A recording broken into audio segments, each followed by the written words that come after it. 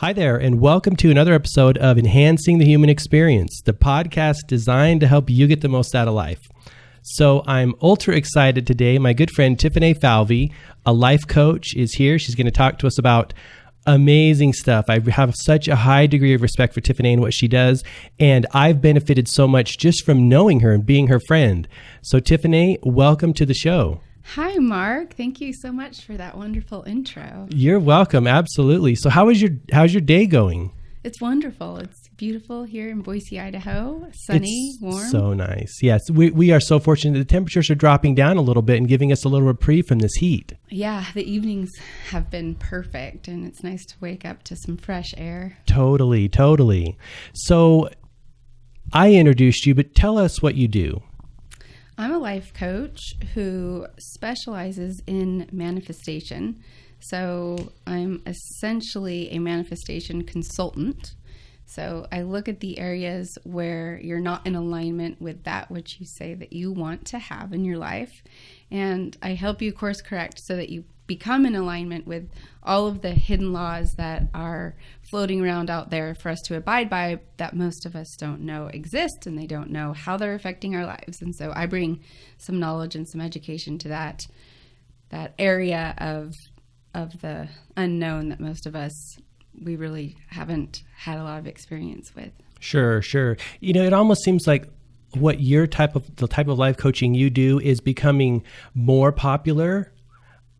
I mean, it seems like there's an influx of that, like maybe the consciousness is ready for it now, or what's your sense? I mean, you're in the industry. Has it always been like this, or are more people coming to you for that type of coaching? I think that we've reached a time in the world where there's a big dichotomy.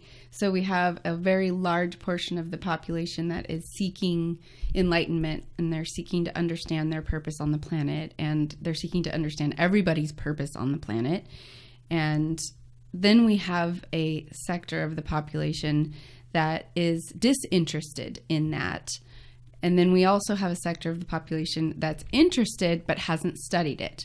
And so what we're doing is we're making friends. So those of us that have studied it, because it has been around forever since the beginning of time, and those of us that have been studying it or have had a thirst for it are realizing that cumulative knowledge that we've had since we were young is something that, if shared, can really alter and change someone's life in a very positive way. Sure.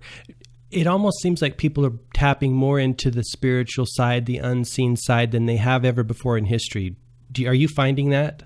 Yeah, I think that people are leaning into and flirting with the esoteric, with the things that your intuitive self has always been, I think, aware of. We just haven't been given permission to utilize that facet of us. And so it's fun to start practicing and using some of our higher knowledge, higher consciousness. Absolutely right. And almost like stop playing in the mud, so to speak, right? Even though there's a degree of value there, but I see what you're saying. Well, it's like instead of being in the valleys, we're up high in an elevated state overlooking our lives, and we can see the vantage point from there is so much better than when you're in the muck and the mire and you're trying to see out. It's very hard to see beyond that forest that we create within our thoughts and within our families and within society. We get really trapped. And so if we can climb these spiritual lessons and laws and peek over the fence of our consciousness into something that's much broader and I think a lot more exciting, that's where the gold is, Mark. Absolutely. And I can imagine that you are just floored when you see a client with light bulbs going off they didn't even know the light was in there. How do you contain your excitement when you see these clients just raising their level of awareness and their ability to have more of what they want in life? You know, it's a little like watching your child learn to walk for the first time. You anticipate it, you expect it, you hold that vision for your clients, because I only accept clients that I know have the capacity to quote unquote walk right? Or learn to run, or even fly, or do any of these things. So when you are watching a client take those first steps towards success, they may stumble a few times, just like we do when we're learning to walk. But ultimately, the excitement, I feed off of their excitement, because it's incredible to watch someone make it from A to B on their own. It has nothing to do with me. They're making it from A to B with the skill set that they came into this planet with. And I really feel like I'm more of a witness to it. And what better job than to have a front row absolutely seat to yeah magic. Well, and you probably, obviously learning something from each of these clients too, that you then put in your bag of tricks on how to approach the next one. Is that fair? Yeah, I learned something from every client that I work with. They all have different methods and modalities and modus operandi on how they go about manifesting. And so I gather all the tools that everyone has used that I've watched. And some of them are tools on what not to do. Sure. I've watched clients do things that were completely converse to what would work. And so I'm able to use all of those in my little bag of tricks to help the clients that I work with currently avoid some of the pitfalls that I've seen happen in the past. Absolutely. So speaking to that point, what are some of the, I guess we could talk about the pitfalls or the positive things, that people do when they're working in that realm of unknown, in the spiritual realm. What are some of the things you see that work for people? That work, or what are the pitfalls? Let's go with work first. Let's go with the good side, the positives, and then I think we should touch on the pitfalls.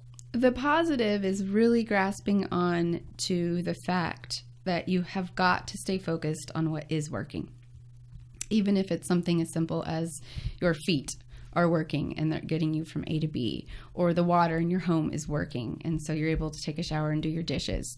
That breeds more things working out in your life. And once you learn to notice the trend that's happening in your mind in regards to what you're focusing on, then you can be more conscious of what you're going to attract more of. It's one of the universal laws. So if you're focused every morning on all the things that aren't working in your life, perhaps it's your relationship or your job, or perhaps your car doesn't work properly, the AC is not working or the heat's not working, or there's a hole in your sock when you go to put your socks on.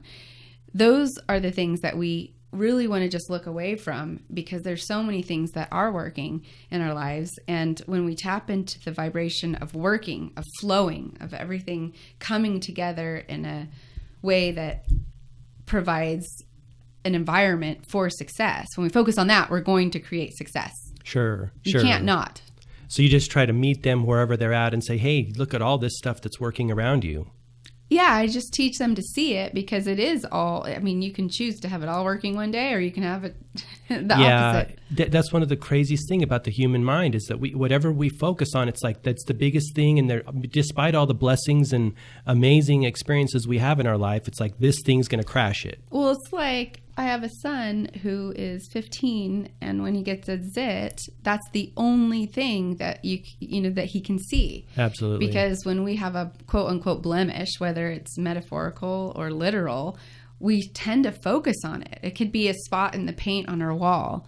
It could be the one hair we didn't shave on our chin, or whatever it is. Not that I have hair on my chin, because I don't. But, you don't. But if I were a man and I had hair on my chin. Sure. So yeah, focusing on that, and at least being aware of where your focus is. That's probably the first step that I would invite people to do, is don't beat yourself up about it in the beginning. Just become aware of how often you're noticing the problems in your relationship, as opposed to how many times you're noticing the great things about your relationship. And you'll learn real fast where you are in that whole pendulum swinging thing.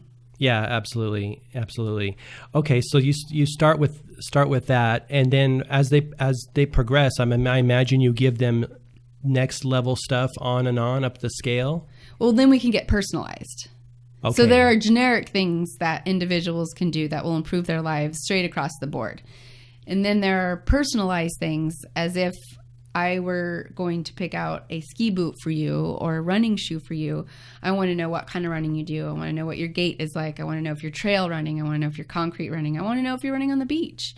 And that's where we get specific into the needs, wants, and desires of the individual client.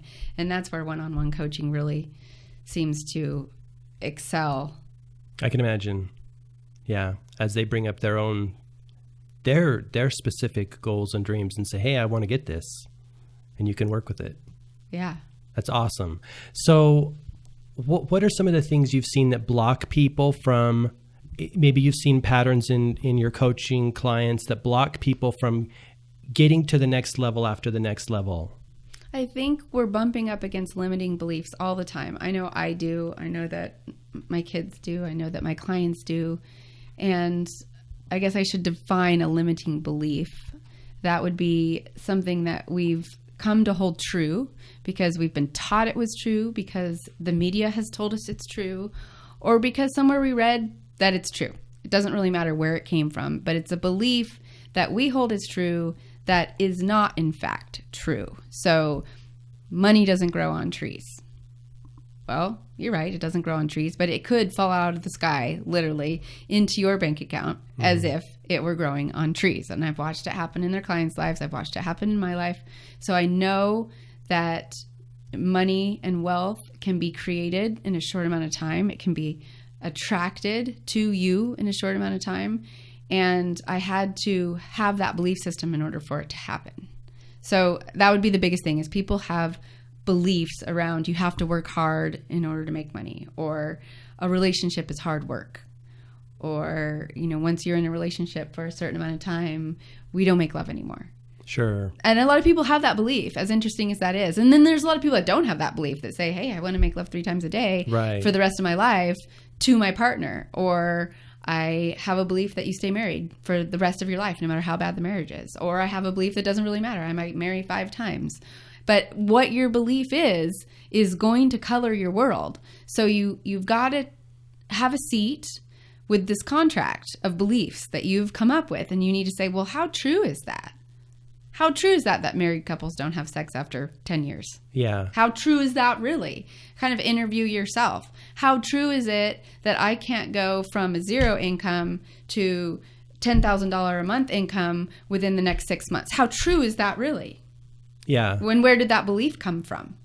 Yeah. Or that only a certain sector of the population makes money, or that you have to have a college degree to make money, or to go in and have an interview at one of these high-end jobs. How true is that? It's not true. It's not relevant, but we make it true, and then it paralyzes us from dreaming, which is the biggest downfall for any of us, is to be paralyzed from the dream, because there is nothing to be lost from dreaming. Absolutely nothing.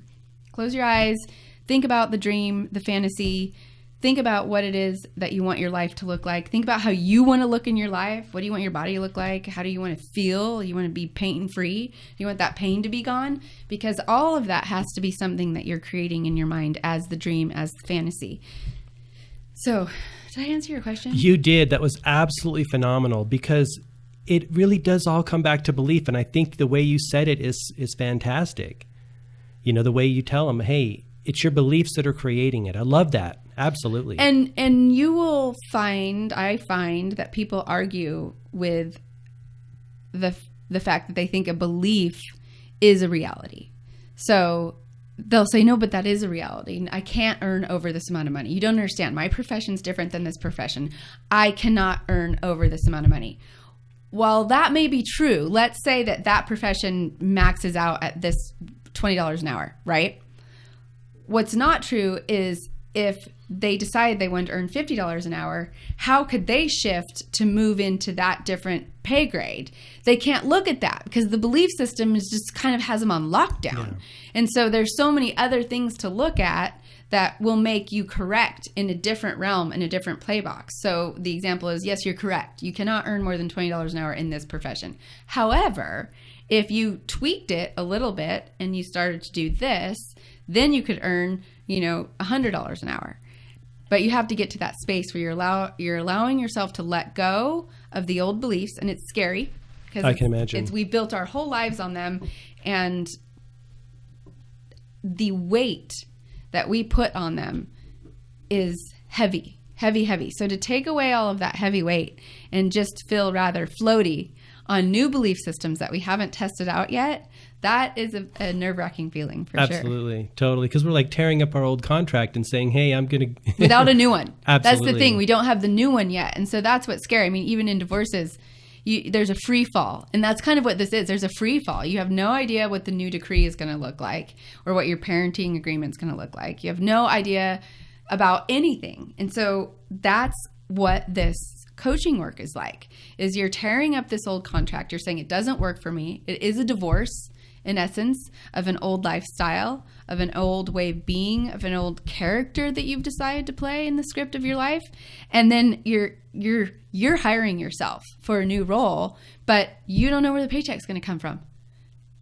And when I say you're the paycheck, you're going to say bullshit. Yeah. I don't have any money in my bank account. What do you mean I'm the paycheck?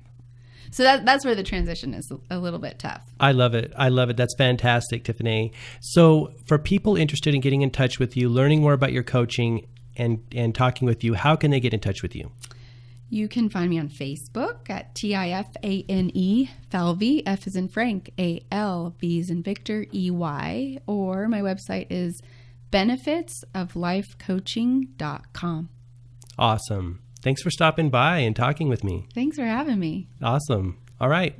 Until next time, that's the show, and all the best, health, wealth, and success. Thanks so much. Bye-bye.